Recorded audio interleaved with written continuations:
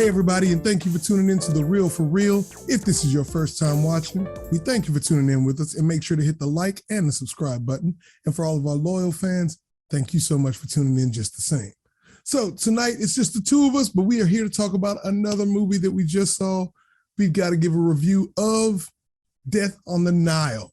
Death on the Nile was directed by Kenneth Branagh. The screenplay is written by Michael Green, produced by Ridley Scott, Kenneth Branagh, Judy Hoffland, and Kevin Walsh, and distributed by 20th Century Studios.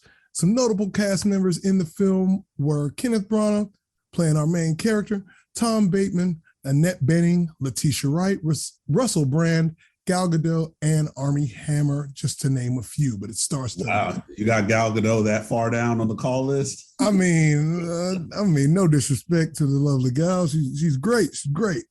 But to be fair, she's not in the movie that long because she got to go. Yeah. So before we get a little further, I'll just let everybody know, because I know that y'all are out there wondering, where is Kevin? Well, he's banned from the podcast for an episode for still refusing to acknowledge that No Time to Die is the best Bond film. Oh man, yeah. We had to punish him for. Y'all say some prayers for him, please. Yeah. Y'all get a prayer circle together that he'll realize what's up.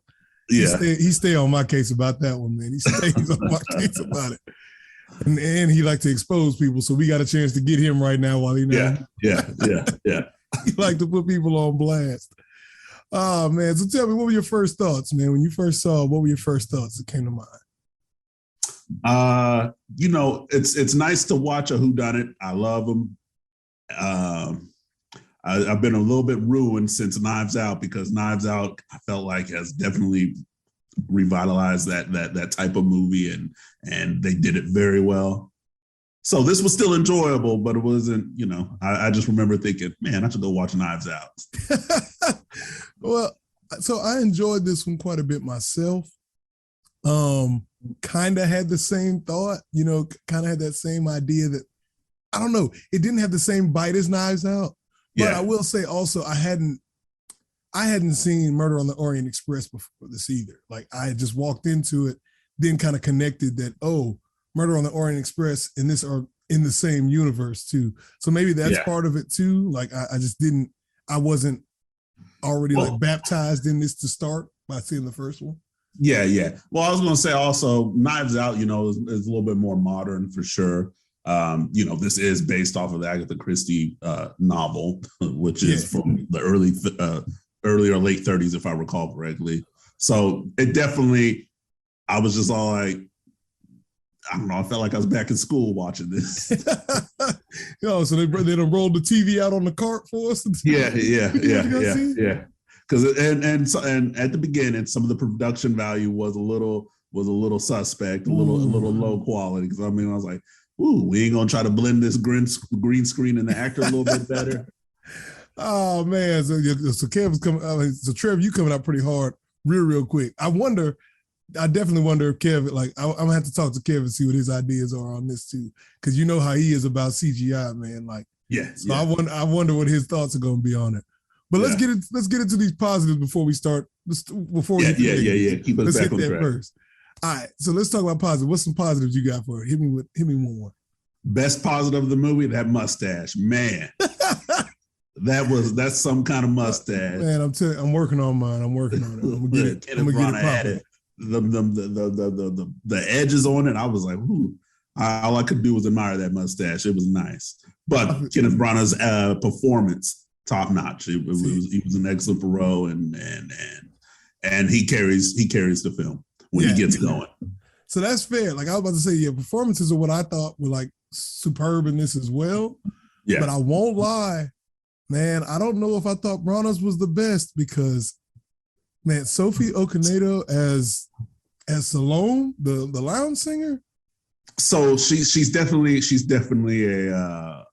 scene stealer. Yeah, like everything about like her little mannerisms, and I was like, okay. What she had, she killed it. I kind of like, and I hate to bring in another film, but it kind of reminds me of Devil in the Blue Dress. It's kind of like how Don Cheadle, whenever Don Cheadle was in it, he was still in the scene, right from Denzel and everybody in it. So I kind of put her performance, it was top notch as well, and you couldn't help but just be drawn to her when she was on the screen. Oh yeah, but like I don't. There's not a. Yeah, I'll leave it at that. I'll leave it at that. Now she was killing. I mean, I also got to give some credit to Annette Bening too, like playing Book's mom. Like, I think she put on a pretty good performance too. Like, I found myself.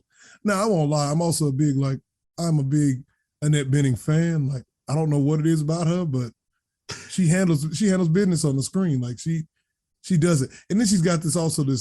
Hey, you and them women, man. There's a certain type. You love her. You love Meryl Streep.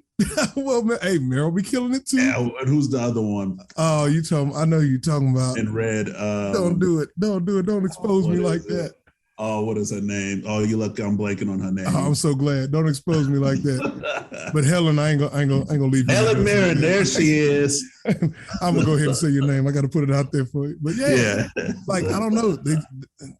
She, like, Annette Bening is captivating on the screen to me. Yeah. She also has this kind of like, I don't know, this kind of badassery about it. Like, when I've seen her in other movies too, she kind of has it, and she puts it on here just the same. Yeah, and because she was perfect for that, the mother that doesn't like her son's decision. Yeah, like she's good for these type of roles. Like, and she just got a badassery about it. That's what it is. Like, Meryl has the same thing. You're right.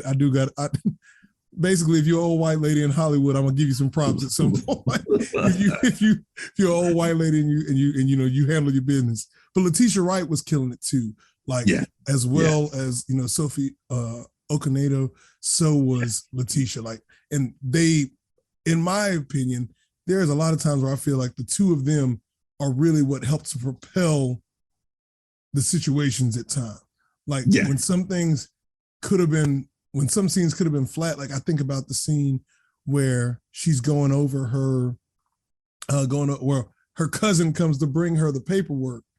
Like, that was a scene that easily could have flatlined itself, but Letitia Wright's character kind of helps to kind of stir the pot in the series, in the middle of that. So that was really good. For sure.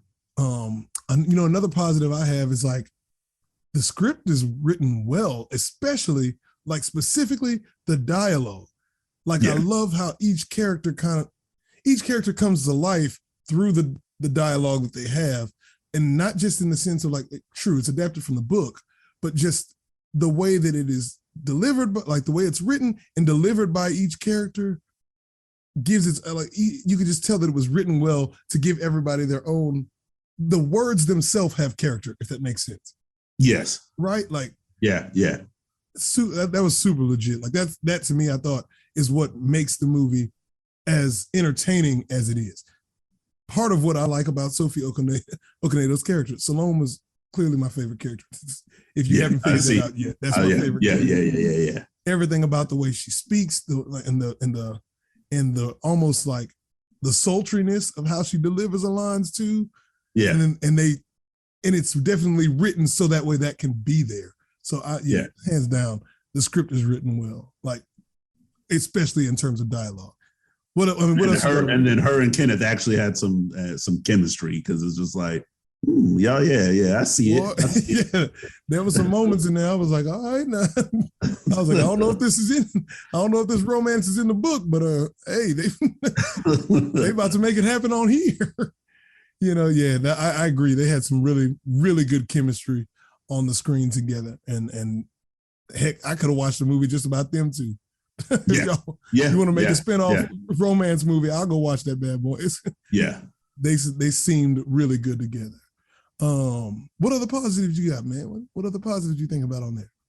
I don't know if you got another positive. I'm thinking. I'd say at least the way that they expose the various twists, like the exposing of the various twists in there. I felt. So I don't know. I think we talked about this before. But I definitely felt like we caught early on who the actual killers are. Yes. I think when we talked about this before, we figured it out fairly early in the movie. However, the other little twists that they dropped throughout there, those actually happen to be the reveals that I was like, oh. So I had to give some credit to those. Like the way that they come about, those are pretty good. Are exposing of even just the plots, the different plots that are going around against everybody. So, for instance, when we find out Rosalie's been under investigation. Oh yeah. The real reason he's on the boat is, well, I'm not here because of just the wedding itself. I'm not here for that. I've been checking up on you. I've been checking up on Rosalie on behalf of your mama. So Luke is like, oh, like he is shook, but that is the way that is exposed is legit. And all those scenes are the highlights of the movies. Anytime that Poirot is basically reading the room and just letting everybody know what he's noticed and what has been happening. Mm-hmm. So those are definitely good. All right. Well, I guess if we done with the positive section, let's go ahead and dig into them negatives. What you got first, man? Pacing was that first hour. Ooh, that was tough to get through. And I think that, man, you ain't lying. Yeah, that first hour was just tough. Very all this, maybe not the initial war scene. I think that there could have been a more exciting way to kind of demonstrate Poirot's astuteness. That's a real word. His ability to pay attention to the fine details and make deductions from that. But I just didn't. The way it was actually produced as well, it just seemed very last minute. Like, I don't know. It didn't seem. We see so many great war scene. Okay. Last minute. Okay. It just didn't seem as well polished as the rest of the movie. Also, and this is just nitpicking, and it might not even be something I don't even know if you noticed, but I felt like all of the background characters, everything was a little too choreographed. It never felt like something naturally was happening. Like in the war scene in particular, the way everybody moved, it looked way too choreographed, way too planned. So I don't know. No. That's a good observation because I did not pay. In fact, you about to make me go ahead and buy a ticket and go watch it again tonight. That's crazy. I am somewhat of a Poirot type. I do pay attention. Oh my Lord! See, you know what? We'll be looking for another host soon if anybody's out there because his head is clearly getting too big for. Prerequisite is that you have to acknowledge that No Time to Die is the best Bond movie. Yes, or, either that or you can't be thinking like Trev here. Oh, I'm clearly a Hercule Poirot. All right, man. All right. No, I would agree with you. I was going to say specifically, I felt the first two settings or scenes of the movie, the war and the hospital. I understand setting up the loss of the love in his life, but I'm also like, no, it wasn't necessary. Yes, it felt just out of place for the whole thing. I felt because Poirot's throughout the whole movie, Poirot demonstrates that he how observant he is, and his excellent deduction skills. The audience will see that all through his actions throughout the whole movie. Yeah, and I guess also to be fair, like having not seen Murder on the Orient Express before, you know what I'm saying? Like I instantly thought to myself after I knew that this was a sequel, shouldn't that war scene have been at the beginning of the last film? Like it makes sense. And granted, I haven't read this book, like, which helped me, I think made the movie more entertaining, that I didn't know what was going to happen. But if that is part of the book, then fine. I will take that sin away. But for right now, I'm like, that should have been on the front end of the first movie when we're being introduced to Hercule. After that, I was like, I just don't understand why it's there. And then the whole thing about the scarring and loving people through their scars, I do think that that's a overall theme that's kind of placed in there that happens in that little hospital scene. Yeah. But I was also like, this ain't the best allegory. I was like, we don't need this scene to set that theme up. Yeah. In my opinion. Yeah, so that was because I think it's done well throughout the rest of the movie. Yes, I think it's seen. There's flaws here, but we still love ourselves through there. I was going to say another negative for this. So we said Branagh did a great job, which is true. But I will also say the sound mixing for the voices and or like the accents, whatever it may have been, were sometimes just too heavy. You know, it just felt like there was dialogue that I missed. No, yeah. No, I felt that. I had the same experience, and you and I saw it in different theaters on different nights. So yeah, and I know I'm not the big one when it comes to like seeing everything in the ultra XD sound or whatever. You know, I'm usually the one that's like, I'm just gonna go see the movie. I don't care. But I remember sitting there during that one thinking to myself, I should have watched this at the house so I can cut on subtitles. Yeah, I hate so much time goes into making movies and writing these scripts. I want to get every piece of it. And so when I miss something like that, I'm like, no. Yeah, there were a couple of times my wife leaned in and she was like, oh, what did they say? And I was like, I don't know. Yeah, you're just like, well, we'll figure it out later. Yeah, so like that's at least that's what rounds out my negatives list about it. I think everything else kind of works out. We did touch on the green screen issues. Yeah, we talked about that early. And it does look a little dated, if that makes sense. Like it looks a little too obvious. Yes. Even on a big screen. Like usually after something comes to TV for a little while, that's when I usually notice that I can tell that it's green screen really early. But yeah, this one was a little rough there. And I would say, of course, the predictability of the plot of the actual main killing, who was involved, I felt like that was given away a little too easily, judging how the early scenes went. They could have masked that a little better. Yeah. Because it just didn't make sense. Yeah. I was like, when I got to the end and I was like, oh, I knew it was them. I knew it had to be those two together. I'm like, but it's also blatantly obvious because we spent so much time in the beginning watching this happen. So I'm like, this. I mean, and that in their beginning scene where they're dancing together, you're just like, oh yeah, they in love. Yeah. So they know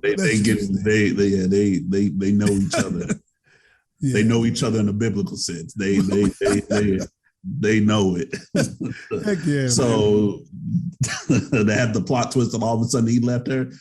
Bullshit. Oh yeah. It was just straight up. I was like, no, y'all can't pull the wool. Gal Gadot's character has money. Oh, okay, yeah. There we go. There's the answer right there. Well, and then they make an effort. Like the part that got me, that really told me that it was going to be these two.